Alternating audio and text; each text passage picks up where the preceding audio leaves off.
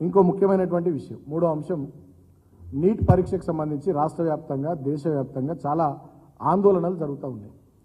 అటు ప్రజల్లో కానీ ఆ ఎగ్జామ్స్ రాసిన పిల్లల్లో కానీ పిల్లల తల్లిదండ్రుల్లో కానీ సమాజంలో కానీ చాలా బలంగా ఆందోళనలు క్షేత్రస్థాయిలో ఫీల్డ్ మీదకి వచ్చి వాళ్ళు చేస్తూ ఉన్నారు. సోషల్ మీడియా వేదిక కానీ మీడియా వేదిక కానీ చాలా ఆందోళన చేస్తూ ఉన్నారు.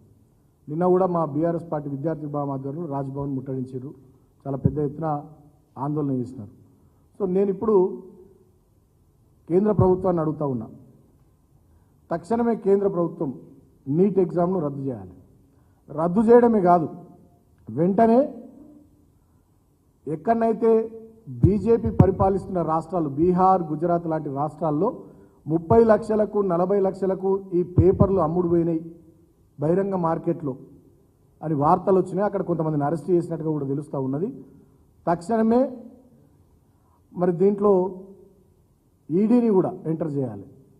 తెలంగాణలో ఏదో గొర్రెల పంపిణీ మేము గత ప్రభుత్వం చేస్తే ఆ లబ్ధిదారులు ఆ గొర్రెల్ని కిందికి అమ్ముకున్నారని చెప్పి ఇక్కడ ఈడీని ఎంటర్ చేశారు బీజేపీ వాళ్ళు, కేంద్ర ప్రభుత్వం రాష్ట్ర ప్రభుత్వం కలిసి. అంటే ఒక గొర్రెని అమ్ముకున్న లబ్ధిదారుని మీదకి ఈడీ వచ్చే ప్రయత్నం చేసింది.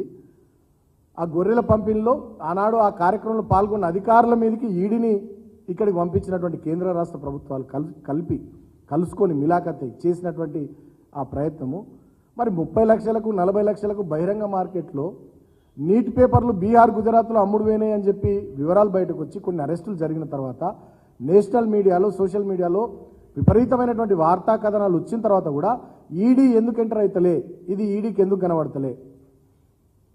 ఇక్కడ ఒక గొర్రె అమ్ముకుంటే కనబడ్డటువంటి సందర్భంలో ఈడీకి, కేంద్ర ప్రభుత్వానికి, రాష్ట్ర ప్రభుత్వాలకు మరి అక్కడ 30-40 లక్షలకు ఒక పేపర్ అమ్ముకుంటే ఈడీ ఎందుకు ఎంటర్ అవుతలే? లక్షలాది మంది విద్యార్థుల జీవితాల్ని పణంగా పెట్టేటట్టు బలి పెట్టేటట్టుగా కేంద్ర ప్రభుత్వం దుర్మార్గంగా వ్యవహారం చేస్తే ఈ రాష్ట్ర ప్రభుత్వం ఇక్కడ ఉన్నటువంటి కాంగ్రెస్ ఎంపీలు కానీ కాంగ్రెస్ మంత్రులు కానీ కాంగ్రెస్ పార్టీ వాళ్ళు కానీ ఎవరేం మాట్లాడరు. ఆనాడు మేము ప్రభుత్వంలో ఉంటే 1-2 సెంటర్లలో ఏదో బయోమెట్రిక్ సిస్టమ్ ఫాలో కాలేదు గ్రూప్ 1 ఎగ్జామ్లో అని చెప్పి కోర్టు జడ్జిమెంట్ ఇస్తుంది గ్రూప్ 1 పరీక్షను రద్దు చేయాలని చెప్పి. మొత్తం వీళ్ళంతా ఆందోళన చేస్తారు ఏదో జరిగిపోయిందని చెప్పి. ఇవాళ ఇంతమంది లక్షలాది మంది భారతదేశం మొత్తంలో కూడా ఇబ్బందులు పడతా ఉంటే మరి ఏ కోర్టు కూడా జోక్యం చేసుకొని పరీక్ష రద్దు చేయాలని చెప్పదు. ఎక్కడ కూడా కాంగ్రెస్ వాళ్ళు రోడ్ల మీదకి వచ్చి నిరసనలు తెలిపారు. ఏదో తూతు మంత్రంగా నిన్న ఏదో ఒక షోలాగా ఏదో చేసి కొంతమంది వెళ్ళిపోయారు తప్ప ఆ సీరియస్నెస్సే కనబడతలేదు. అంటే బీజేపీ కాంగ్రెస్ రెండు మిలాఖత్ అయినాయా? ఇవాళ నేను ఈ ముఖ్యమంత్రిని కూడా కోరుతా ఉన్నా, ఇవాళ నీట్లో రాష్ట్రం మనం ఎంబీబీఎస్ సీట్లలో 15% ఓపెన్ కోటా అని చెప్పి దేశమంతా మన సీట్లు పోతున్నాయి.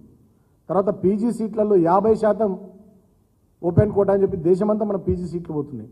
ప్రభుత్వ మెడికల్ కాలేజీలలోనే ఈ సిస్టమ్ ఉండడం వల్ల తెలంగాణ రాష్ట్రంలోనే ఎక్కువ ప్రభుత్వ మెడికల్ కాలేజీలు ఉండడం వల్ల మన వైద్య విద్యార్థులకు నష్టం జరుగుతుంది.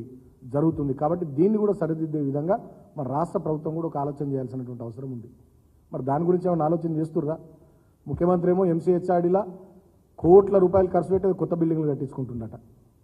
తర్వాత అక్కడ హెచ్జిసిఎల్ అని ఉంటుంది Uppalaguda, Hyderabad growth corridor limited అని, అక్కడ కూడా కోట్ల రూపాయలు పెట్టి మొత్తం బిల్డింగ్లన్నీ ఆధునీకరిస్తున్నారట.